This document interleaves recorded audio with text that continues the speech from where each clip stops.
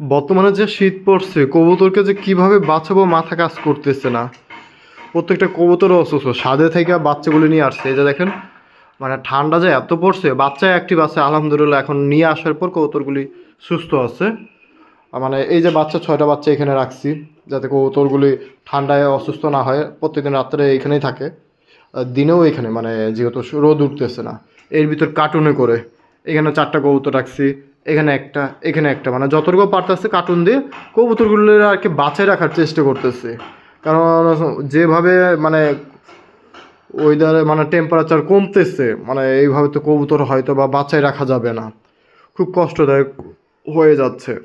এর মধ্যে বারান্দার যেসব কবুতর আছে এইগুলোরও মানে অনেকটাই করুণ অবস্থা। যাক, তবে বাতাস থেকে বাঁচতে পারতেছে, কারণ বাতাসটা ডাইরেক্ট ওই দিক থেকে আসে, এই কারণে কবুতরগুলো একটু সেভ আছে।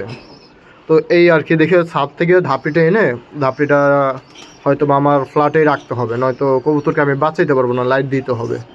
আর আমার ছাদ যেহেতু খোলামেলা, এই খোলা ছাদে কবুতর বাঁচানো খুব কঠিন। মানে আমার যা মনে হইতেছে জানুয়ারি মাসে যতটুকু শুনলাম 7-8-এর মধ্যে টেম্পারেচার নেমে যাবে।